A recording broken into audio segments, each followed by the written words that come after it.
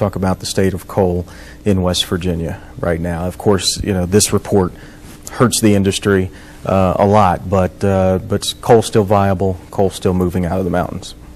It is indeed. The coal industry today still accounts for nearly half the electrical energy in the country.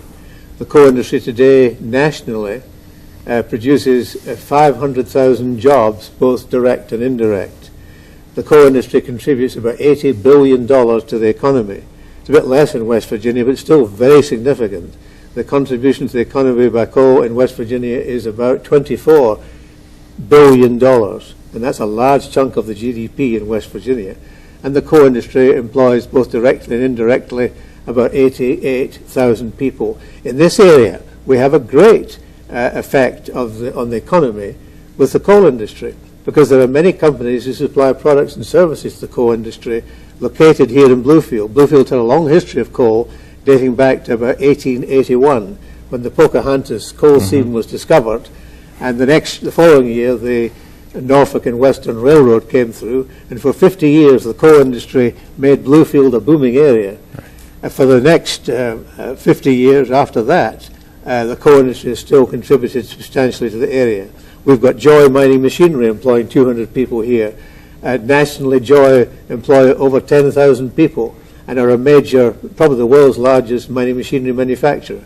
We've got companies like PEMCO, Pirate Boone, Fairchild International, Phillips Machine Service located in Beckley, all contributing to the coal industry, all employing people and keeping people employed at Walmart and other places in the region. The new plant that's going to be going up in Mingo County, which is going to convert coal into liquid, into gasoline eventually, is this a true turning point for the coal industry in the state? I think it is. This particular plant, the groundbreaking took place about 3 weeks ago in Mingo County, as you've indicated. The plant will use about 7,500 tons of coal a day and will produce approaching 1 million barrels of oil a day. But not only that, the developer wants this to be the first of 6 plants that will be all identical. And the reason they want to make them identical is to move the construction crews around from one plant to the other. And at the end of the day, when these 6 plants are built, they will consume over 14 million tons of coal a year, which is a chunk of coal. You bet it is. And the coal will be supplied, I believe, with an arrangement with Alpha Natural Resources. Wow. There are some that, a pocket of individuals, when we look at the possibilities of other resources for energy in West Virginia, looking at wind energy, looking at Marcellus Shale and natural gas. Do you think those things threaten the coal industry at all, or does that help the industry? I don't think it threatens the industry, Greg, but they're all needed. Yeah. The demand for electrical energy in America, with one of the highest standards of living in the world, is enormous. Right. And every source of energy is in fact needed. But you know, in this state, there's the mindset that if it's not coal, maybe Marcellus Shale, they can coexist, but wind, no. Wind is needed, and solar is needed. Hydra's needed. They're all needed. But people need to understand that when the wind doesn't blow and the sun doesn't shine, there's no power. So you have to have a base load of something else, and that base load will continue to be coal or natural gas or hydro. So I think those that say that everything will be replaced by solar and wind in the future are barking up the wrong tree. It'll never happen.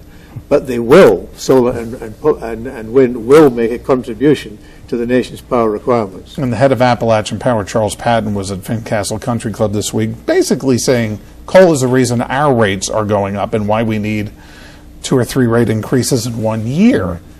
Is coal that expensive? Do you think he's placing blame on coal fairly? Coal is becoming slightly more expensive than it's been, and there are reasons for that.